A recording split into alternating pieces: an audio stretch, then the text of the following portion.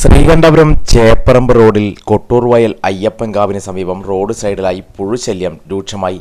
ഇവിടെ പരന്നു കിടക്കുന്ന കാടുമൂടിയ ഏക്കർ കണക്കിന് ഭാഗത്താണ് സമീപവാസികളും വ്യാപാര സ്ഥാപനങ്ങളും പുഴുശല്യം കാരണം കഴിഞ്ഞ കുറച്ച് ദിവസങ്ങളായി ഏറെ ബുദ്ധിമുട്ട് അനുഭവിക്കുന്നു. മാറി മാറി മഴ പെയ്തതോടെ പുഴുക്കളുടെ എണ്ണവും വർദ്ധിച്ചു. റോഡിലൂടെ പുഴുക്കളുടെ സഞ്ചാരം തുടങ്ങിയപ്പോഴാണ് കൊട്ടൂർവയൽ അയ്യപ്പൻകാവിന് സമീപത്തായുള്ള നാട്ടുകാരുടെ ശ്രദ്ധയിൽ ഈ വിഷയം പെടുന്നത്. പുഴുക്കളുടെ കൂട്ടത്തോടെയുള്ള വരവ് കാണാൻ തുടങ്ങിയതോടെ ആശങ്കയിലാണ് ഇപ്പോൾ നാട്ടുകാർ. പുഴുക്കൾ റോഡ് കടന്ന് സമീപ വീടുകളിലേക്കും മറ്റും വരിവരിയായി എത്തിത്തുടങ്ങി. ഇത് സമീപവാസികളിൽ ഏറെ പ്രതിസന്ധി സൃഷ്ടിക്കുന്നു. വാഹനം സ്ഥിരമായി പോകുന്ന റോഡായതിനാൽ വാഹനം കയറി പുഴുക്കൾ കൂട്ടത്തോടെ ചത്തുപോകുന്നതും ഇവിടെ കാഴ്ചകളാണ്. ശ്രീകണ്ഠപുരം നഗരസഭ അറവ് മാലിന്യ സംസ്കരണ യൂണിറ്റിനായി ഏറ്റെടുത്ത ഭാഗം ഉൾക്കൊള്ളുന്നതാണ് ഈ പ്രദേശം. ഇവിടെയും കാടുമൂടി കിടക്കുന്നു. സ്വകാര്യ വ്യക്തികൾ ഭൂമി കാടുവെട്ടി വൃത്തിയാക്കാത്തതും പുഴുശല്യത്തിന് കാരണമായതായി നാട്ടുകാർ പറയുന്നു.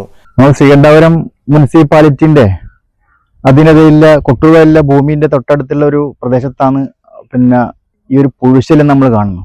കാരണം നമ്മൾ നോക്കിയാൽ തന്നെ മനസ്സിലാവും, ഈ പുഴുവിന്റെ ആധിക്യം കൊണ്ട് റോഡ് കടന്നിട്ട് നമ്മൾ റോഡിന്റെ അപ്പുറത്തെ വശത്തുള്ള ആൾക്കാർക്ക് വീട്ടിലേക്കും അമ്പലത്തിന്റെ പരിസരത്തെല്ലാം കയറി ഈ പുഴു നമുക്കൊരു വൃത്തികേട രീതിയിലേക്ക് കാര്യങ്ങൾ പോയി.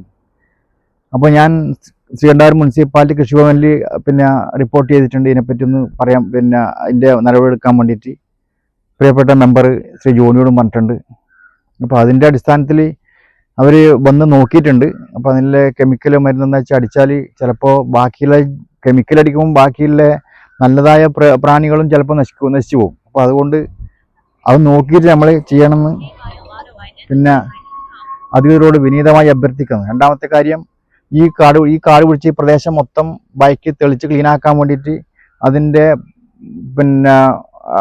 ഭൂ ഉടമയോട് അഭ്യർത്ഥിക്കാൻ കാട് കളിച്ച് വൃത്തിയായി നിർദ്ദേശിക്കണമെന്ന് മുനിസിപ്പാലിറ്റിയോട് നമ്മൾ അഭ്യർത്ഥിക്കുകയാണ്. കൂടാതെ ഇത് മാത്രം ഈ പുഴുവിന്റെ ശല്യം എന്ന് പറഞ്ഞാൽ അത്രയും